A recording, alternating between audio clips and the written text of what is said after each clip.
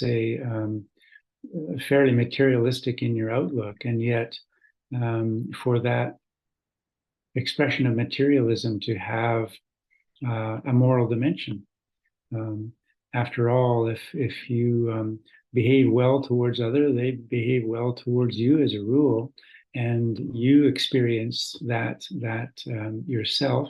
And so it's quite easy for an individual to see, it's in my self-interest to behave well to others. So you can make these links, and philosophically you might say, see that the advantages far outweigh the disadvantages to simply behaving well, being generous when you're able, and all the rest of it. So I don't want to paint too stark, black and white a kind of picture here. In any case, the third of these predominant influences is Dhamma Adhipateyan, so the predominant influence of Dhamma. And that's where, to varying degrees, practitioners such as ourselves find ourselves, and we possibly waver. We come to a retreat and we hear Dhamma spoken about and exemplified to some degree, and we give ourselves to practice, and we reflect on it. Sometimes maybe you pick up a book and begin to read it or reread it, and just absorb the teachings it contains again, and that has its influence, and that's very good. And yet, then as kind of normal human beings, we the next day at work, an argument comes up, and you say something you shouldn't have. You exaggerate something. Maybe you tell a kind of white lie, so-called. Why? Well, we tell lies because we are protecting ourselves. So once again, the predominant influence of self reasserts itself in situations like that, because we don't want to expose ourselves, be vulnerable in public, perhaps. So this is why virtue is so important, because it offers proper guidelines and curbs to our behaviors and to our words and actions, which cause us to reflect on the nature of self and its needs, and also the nature of others and their needs and their legitimacy in our experience.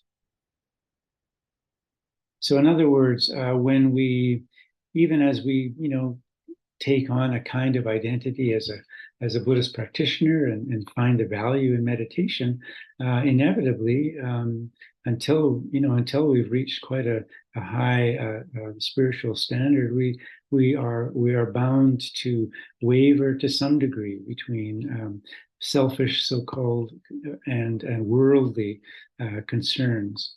So the influence of Dhamma is not utterly predominant necessarily, but it's at least there, and that in itself is a great boon in a human life. So then the question comes up, and I guess it does for practitioners regularly, and it comes up in different ways. How do I make meditation? How do I make my meditation work in a more consistent way? Or how do I understand this or that? Or how do I,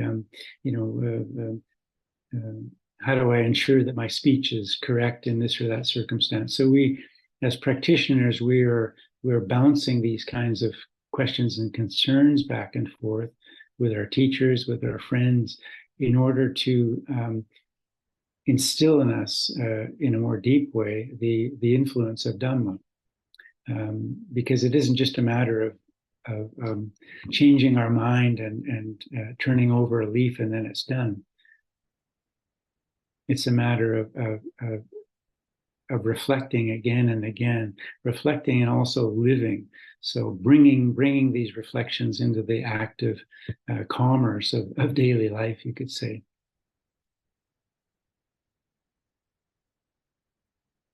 So a couple of things come up in this regard. If we're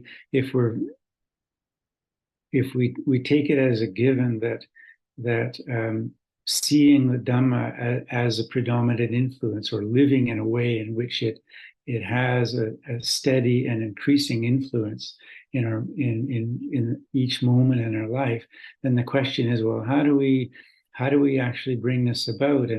And so one kind of simple response from the texts comes from the Buddha's advice to Bahiya.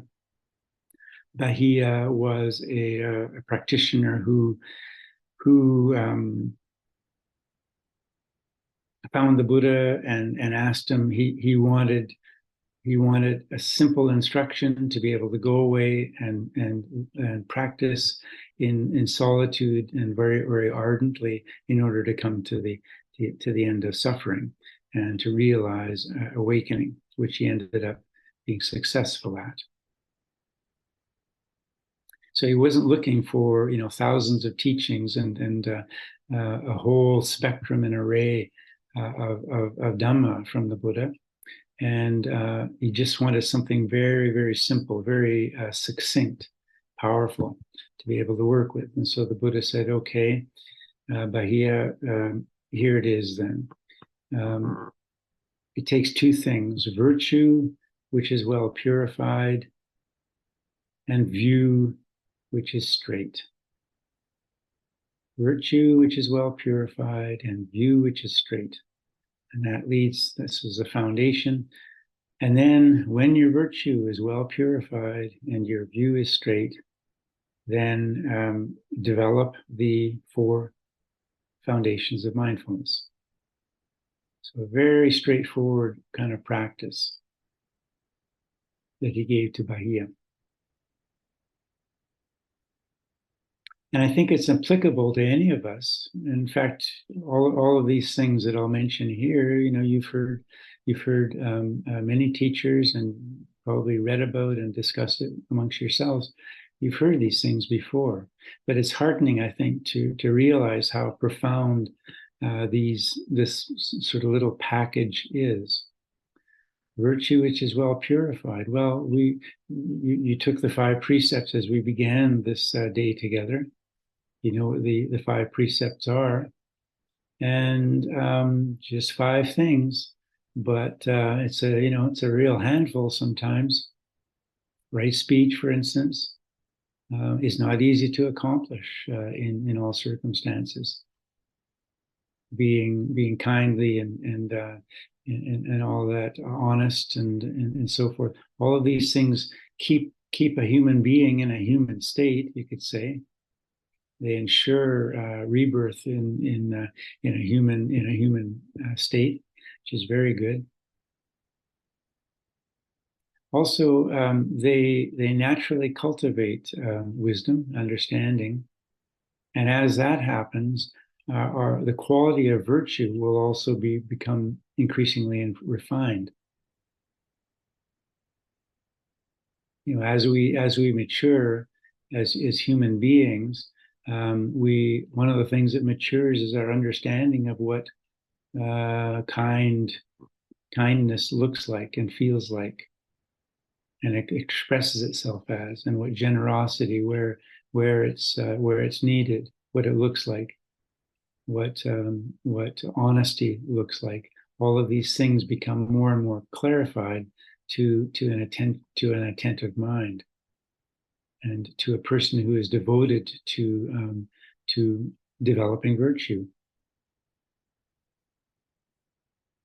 It's one of the most wonderful things about practice is that we inevitably, if we reflect from time to time on things in our lives, we will find that there is a maturation occurring.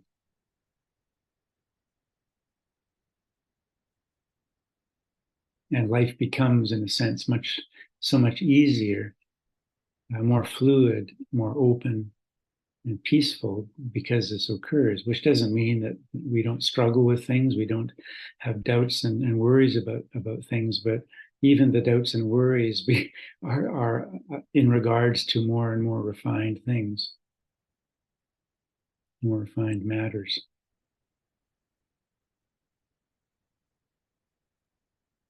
So virtue which is well purified, view which is straight. Now, samaditi, right view, you may know, is spoken about in two ways.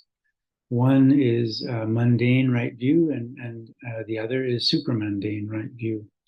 The second, supramundane right view, pertains to the view of those who have tasted the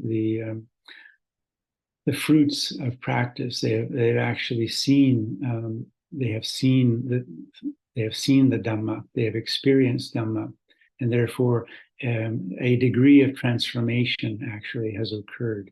They can no longer step back into a more worldly way of understanding life.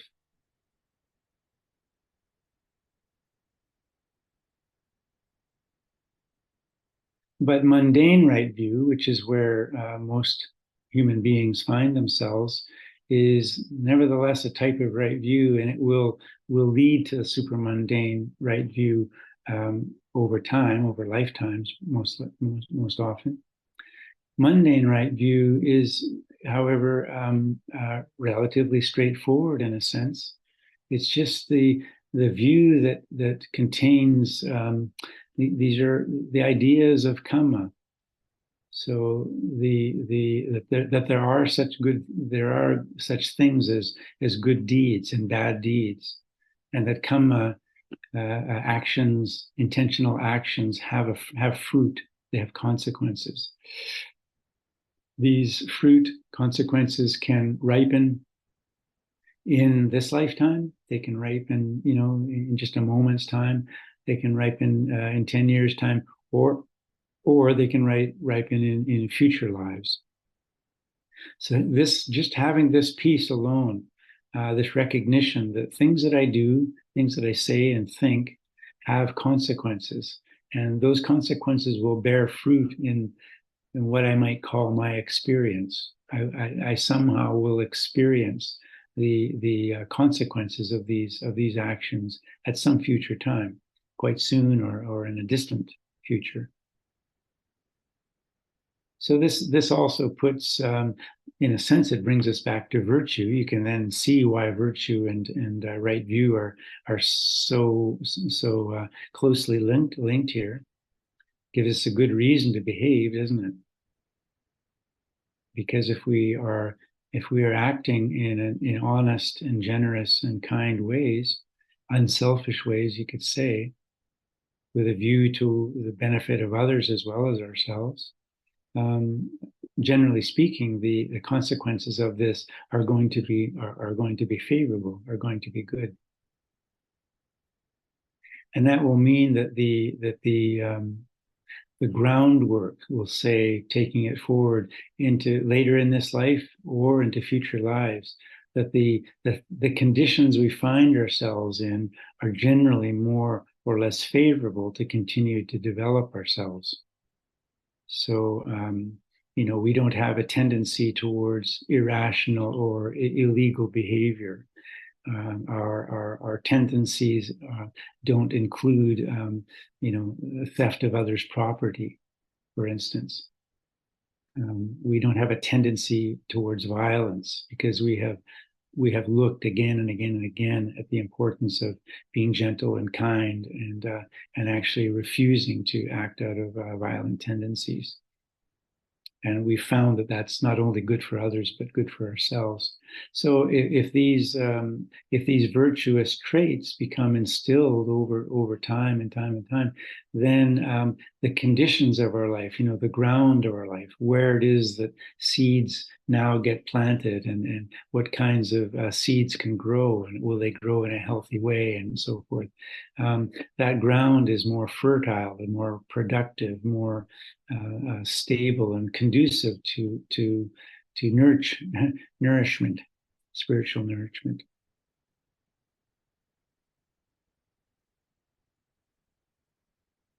So gradually developing this predominant view of Dhamma, and it does develop gradually, and it matures. Let's say, remind ourselves, it matures over time. It matures owing to reflection. It matures over putting it into practice in the rough and tumble of daily life, our conversations, our workplaces, our domestic situations, and all of the rest of it. But it matures, it deepens as we grow in integrity and focus. And then our views of ourselves changes. We see ourselves perhaps in more integrated terms as spiritual beings living with others, for instance, that we have responsibilities towards others as well as to ourselves, and that we live in this world. We use the conventions of the world insofar as they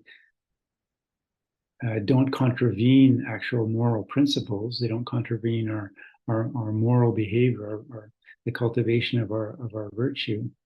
But we understand that we live in the world, and we don't really have any choice but to act in general accordance with the attitudes of the world. But it doesn't mean that these attitudes are absorbed as our own.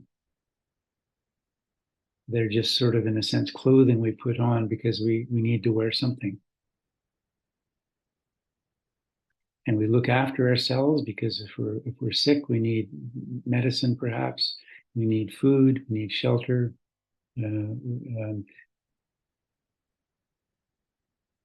we form family units, and so we need to be responsible in this regard as well. So we do all of these things, but Dhamma provides the overarching kind of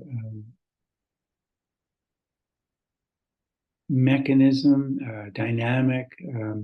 It provides the overarching power that is leading us forward into life, into understanding life in more generous and true terms, all the while living with ourselves and living in the world.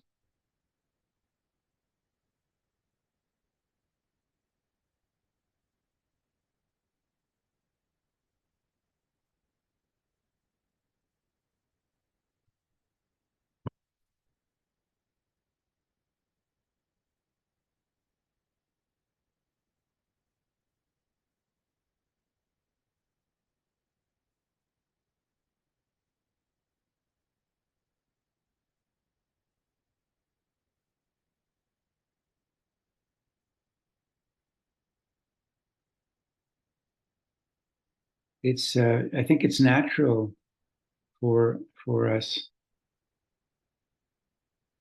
to reflect on these things, that when we live in the world. I mean, my attention has sometimes been drawn back to the conflicts in Europe, Eastern Europe, and now in the Middle East, and I don't know how many wars are occurring right now in the world. It's just that some wars become more famous. They become the kind of wars du jour that we're supposed to give all of our attention to. Meanwhile, there are significant conflicts of maybe occurring in Africa and parts of Asia or wherever. But for whatever reason, the news directs us to particular conflicts. Nevertheless, wherever they are, these conflicts, they just sow the seeds of further distrust and hatred and inequality and basically suffering. And the normal, I guess, worldly impulse that we acquire out of basically our helplessness is that at the very least we can form an opinion about who's right and who's wrong, how this happened, what the history of this or that conflict might be, and so at least stabilize ourselves with a view in regards to this or that conflict. And I don't find myself satisfied with that particular tendency. It's a natural tendency, and it's certainly fed very often by the way news is reported, because it seems that quite soon in any kind of conflict, or even before the conflict actually gets underway,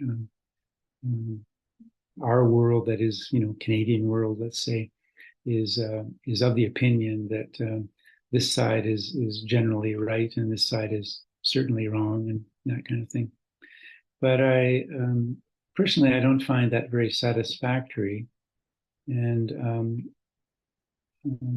so I look for some space, I guess, and the space I find, and I think that the predominant influence of Buddhism might direct us towards is the space of the heart, and at some level recognizing that, first of all, there are things at work here that ought to be instructive for us. What are those things at work? Well, they're basic defilements that we recognize in ourselves and we see in others, or we see in the world every day that we care to look. Greed, hatred, delusion, selfishness, and so often, the delusion is fed by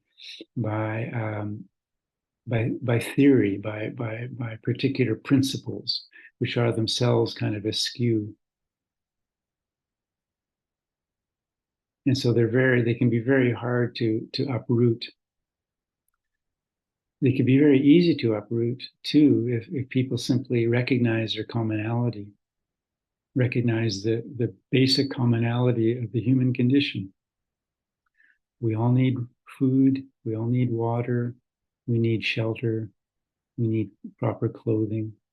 And so much goodness arises in human life just when human beings are given these kinds of freedoms, when families can grow up together, and the loving support of parents is inculcated in the absorbed in the children, and they go on.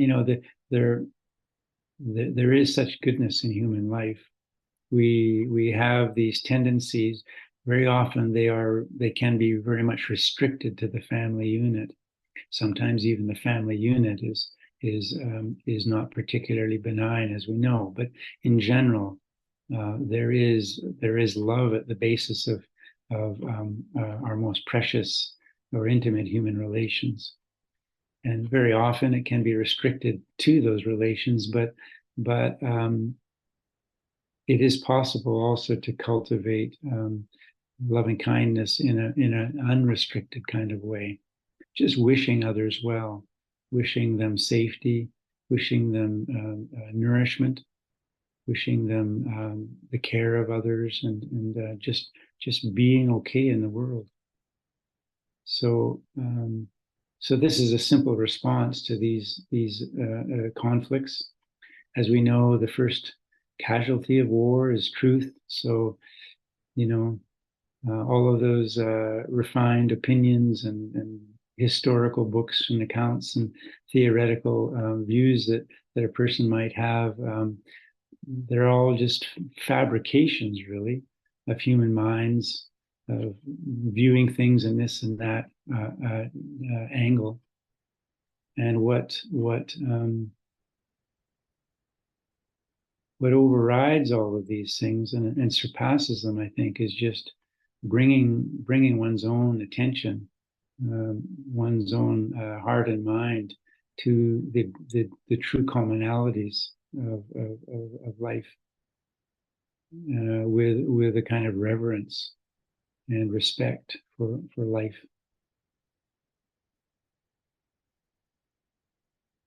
And upholding these, I think, in any human life is something that is worthwhile, and it's beautiful. Basically, it's beautiful, and to some degree or another, it is radiant. We feel the light of it, the lightness of it, the spaciousness of it, and sometimes that encourages others in a similar kind of way. And sometimes, influences like this, they're quite contagious. And who knows? There may come a time when just a few people who affirm these things regularly and deeply and maturely in their life, all of a sudden there could be a new kind of contagion that leads to an overturning of of these old values, these traditional values of of a more tribal nature, or very specific to this type of dress, this kind of name, this kind of language, these kinds of concerns, because basically we are all human. So that's one of the, I suppose, one of the expressions of Dhamma Adhipateyan, the predominant influence of Dhamma, is that it offers honesty and kindness and all the rest of it in an unconditional sort of way. We're willing to kind of open our arms unconditionally to the world in this sort of way. Not always easy, but nothing is easy, is it?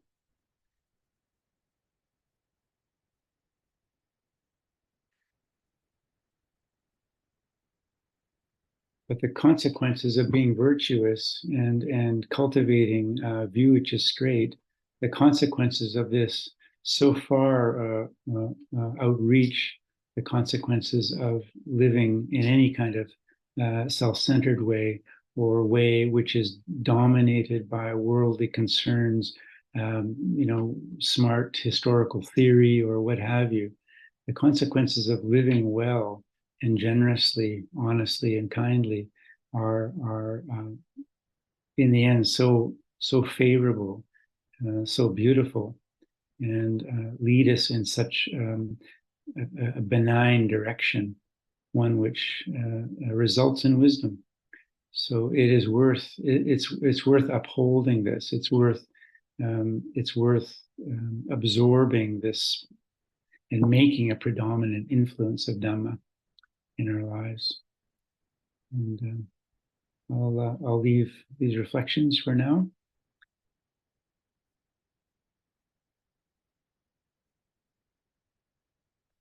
And Manlamayang Dhammakataya Sadhukarang Dadamase Sadhu Sadhu Sadhu Anumodami.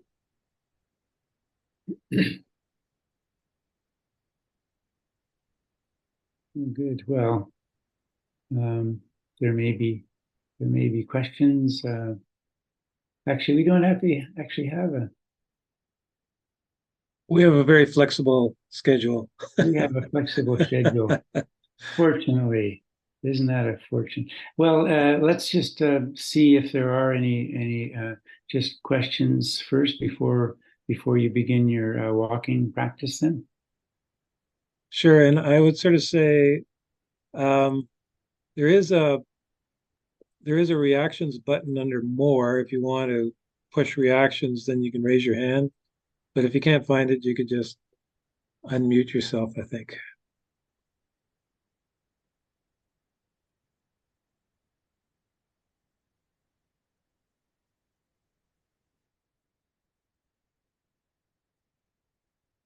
Can I ask, does this Dhamma talk come from a particular sutta or a combination of suttas, or where would you find it if one wanted to look it up and read it in a little bit more detail? Well, you won't find this Dhamma talk anywhere, but these predominant influences are found in several places. One is the Angutarra 340. That might be the easiest place to find it.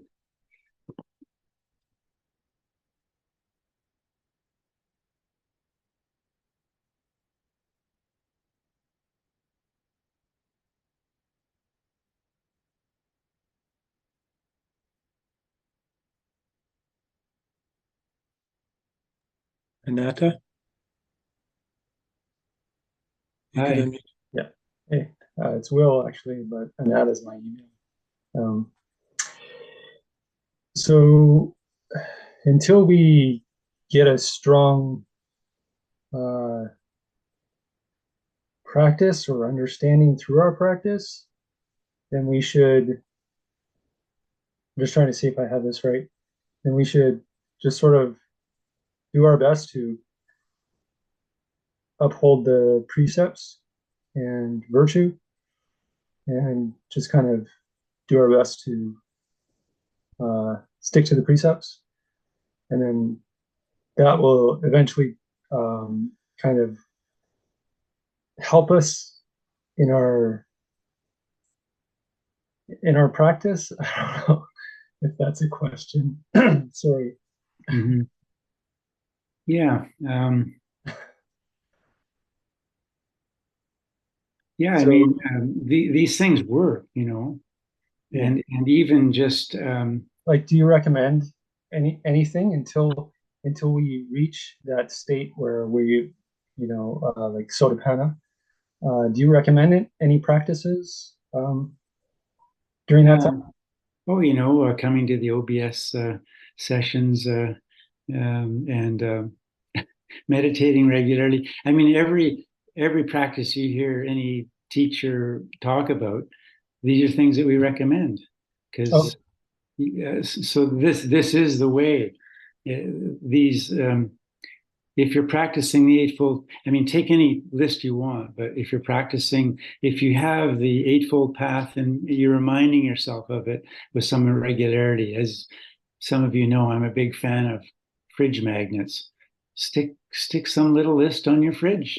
Walk by it 20 times a day, and it just reminds you, oh, right, the three characteristics are these things. Reflect on them and see if your life stays the same once you practice Dhamma for a few weeks. See if you can make it stay just the way it used to be before you practiced any Dhamma, you know?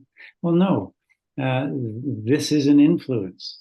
You start noticing that things can't be relied on. Why is that? Well, because they change, they're impermanent. That's kind of a big piece, isn't it? You just start noticing, yeah, by remembering just some of the rudiments of Dhamma, and by reminding yourself. That's an aspect, by the way, of mindfulness.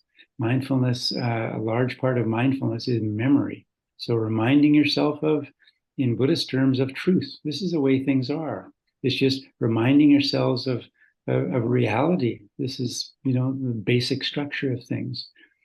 Because things change, they are unreliable. They don't have a choice. It isn't that they decide to be unreliable, that your dog or your boss or your girlfriend or whatever, they're fickle in some ways, or they change them. They can't help it because they're also they're living in the universe, and this universe is constructed in such a way that things change.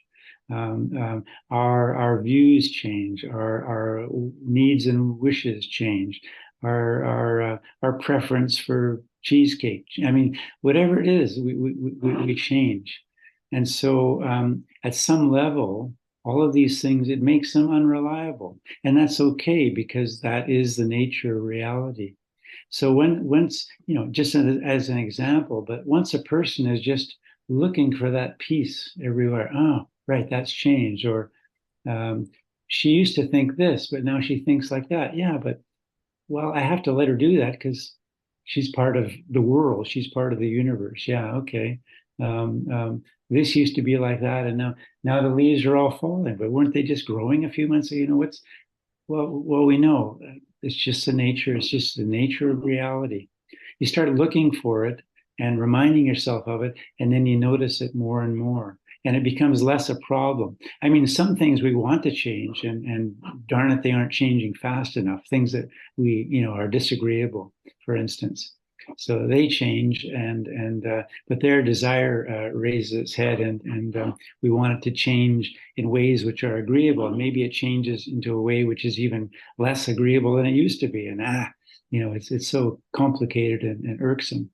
But you just start noticing something like that, or you start noticing that because things change, and they're unreliable, my response is that there's dissatisfaction. It makes me unhappy. I wish it was otherwise. So wishing something is otherwise is kind of part of this notion of dukkha, suffering, of unsatisfactoriness. So these are, to say they're basic is true, but to say they're very profound is very definitely true. So yeah, life changes just in reminding ourselves of what we call very simple teachings, but actually these teachings reach right down into the structure of reality. they're anything but, I mean, they are simple. They are simple, but we're too conflicted and complicated yet to understand the profundity of that simplicity, the depth of it. So we need to be patient with ourselves. But yeah, that's one way of looking at just practicing these things, and then see if you can stay the same while you're doing this. Can't be done because you're changing too, right? Of course. Your attitudes, your ideas about things have to change. The sense of certainty you have in this or in that changes. Things that you agree with, that's going to change. I was a conservative last year, and now I'm a liberal, and all this stuff is subject to change, because our mentality, our mental experience, based on perceptions and sensations and consciousness and mental formations, and all of this is just free floating. I mean, it's very very dynamic. Our mental experience is very dynamic. Yes, there are certain patterns to it, and yet they are subject to change. So it seems hard at the beginning, it seems hard in the middle, and it seems hard in the end, but the things that seem hard change too. It's like the old wisdom teaching in monastic life. Anagarikas, they have anagarika suffering, and novices, they have novices suffering, and when you're a novice, you think, oh, it's going to be so much better when I'm a bhikkhu, but bhikkhus have bhikkhus suffering. It isn't novice suffering anymore. And then when you're a young bhikkhu, you think, oh man, just to be kind of a senior monk for a change, that's going to be so good. But then you get senior monk suffering, right? It isn't junior monk suffering anymore. And then you think, yeah, but to be the senior monk, like to be the abbot, to really just be able to arrange a show and direct things, and not always be under be subject to other people's views and opinions, and have to do this or that, and the work monk says I've got to do this and that, and just it'll be so nice when one day when I'm the senior monk, I'm the abbot, but abbots, senior monks have senior monk suffering. it isn't a junior monk. So all of life is like that, being a child, being an adolescent, and being a single man, footloose, and being a married person. All of these things change us. We find ways to suffer in all of them, because we want things to be otherwise. However they actually are right now, we want it to be otherwise. Why do we want it to be otherwise? Because we are experiencing suffering. And part of the reason we experience suffering is because we're ignorant, we're deluded about the nature of reality. And for instance, if we simply understood and just absorbed and opened our arms to, just gathered in the truth that things will change, things have to change. That's just the way things are. If we just got that peace, again and again and again and again, and matured with it, saw it, looked for it again and again in more and more refined aspects of experience, our lives would certainly change. They will change. They do change. Because you don't suffer in the same way you did when you're 13, do you? No. You don't like the same toys that you did when you were 14 or 6. I mean, we do change, thankfully. And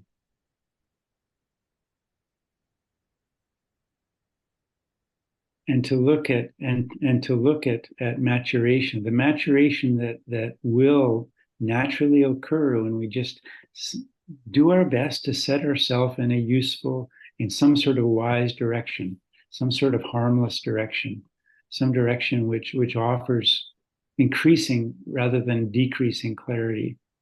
When we do that, things change for the better. And one of the ways that we can dispel the doubts that naturally occur. Oh, am I making any progress? Oh, how long will I have to do this before, I'm enlightened or whatever?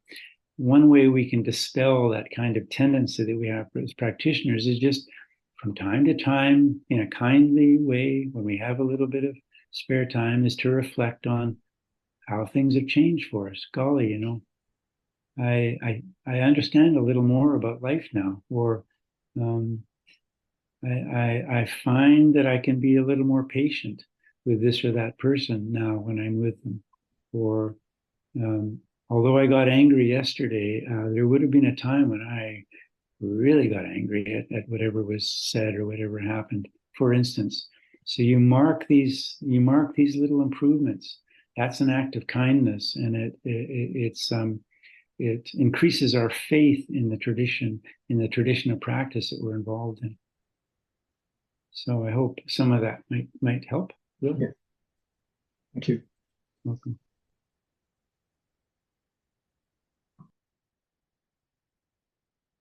Was there another? Did I see another for a while? Okay. Well, I guess it's time to walk then, isn't it? So you have, yeah, okay. So this is until 2:15. Now I think, is anyone want any kind of clarification about walking then? Maybe this time, especially if you didn't the first time, perhaps, if you're able and it's okay, spend 10 or 15 minutes of this in standing. See what that, because it's different. It's different from walking, different from sitting, different from lying down. And you can certainly be aware of the pressure of your feet, and maybe to some degree be aware of just, some people will be maybe attuned to the way energy is different when you go into a standing position. And if you're fairly calm and clear in that, then just you can certainly return your attention to the rising and falling, or the inhaling and exhaling of the breath. And then everything else applies. When you hear something, when your mind wanders, when your eyes get raised a little bit and you look around and are reminded of something or whatever, these are just the things that you let go of and return. So it's that gentle discipline of practice that makes it a practice and not just standing. Okay, so we go until 2:15 now. Yeah. Okay.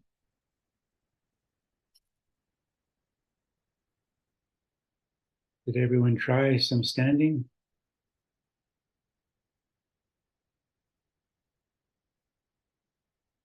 Very good, Nisanka, thank you. Yeah. Good. Well, we have a last sort of session for sitting, sharing, merit, and closing. So I wonder if we dedicate maybe 30 minutes to the meditation portion, and then should give us time for the remaining elements. Good.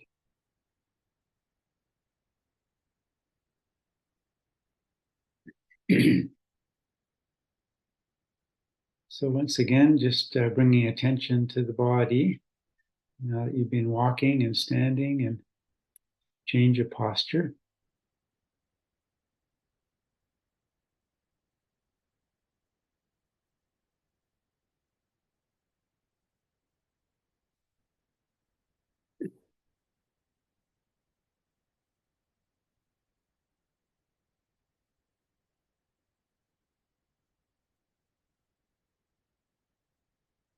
Settling yourself into your chairs.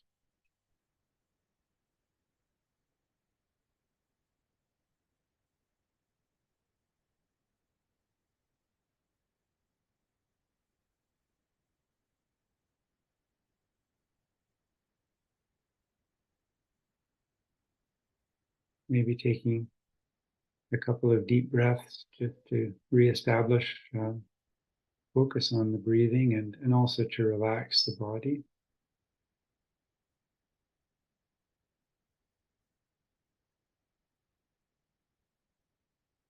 Giving some attention to the spine and the shoulders, bringing the shoulders back a little.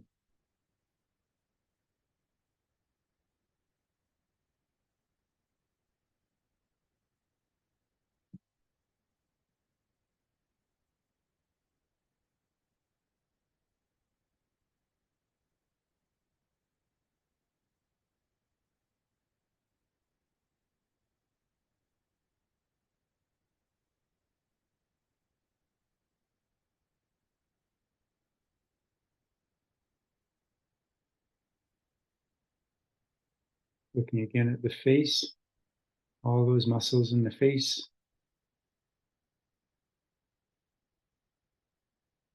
Where we face ourselves and the world every day. So shows the tension and all of the ways that we present ourselves in the world. Around the eyes, around the mouth.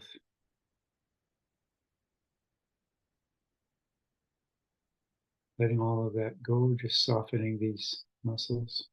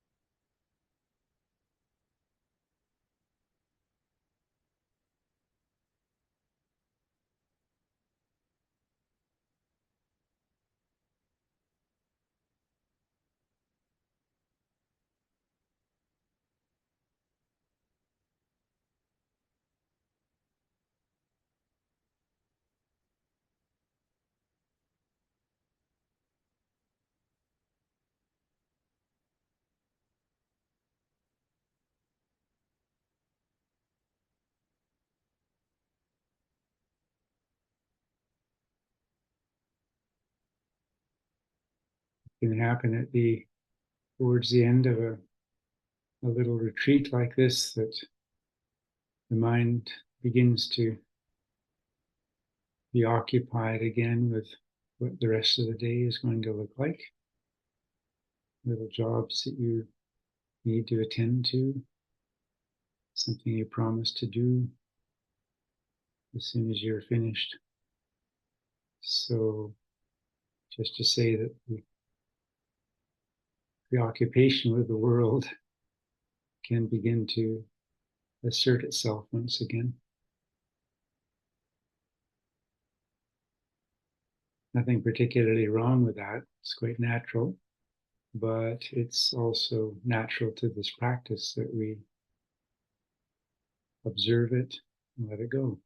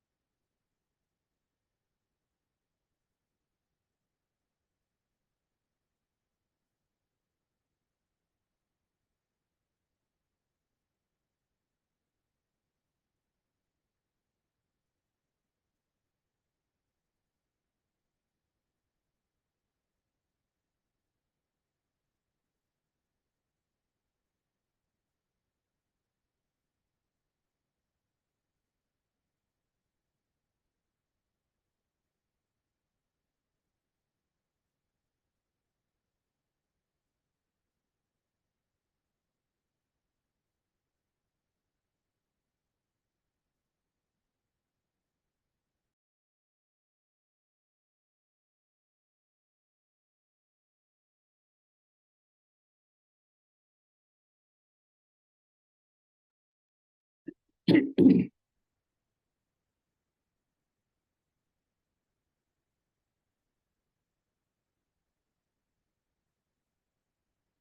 good.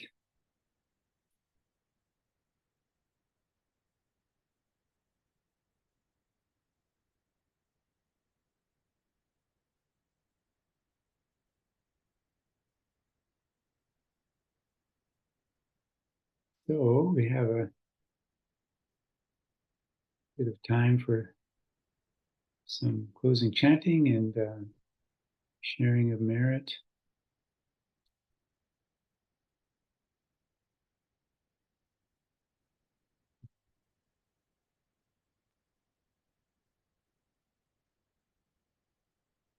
Would you like to do a chant, Ajahn? I have on my computer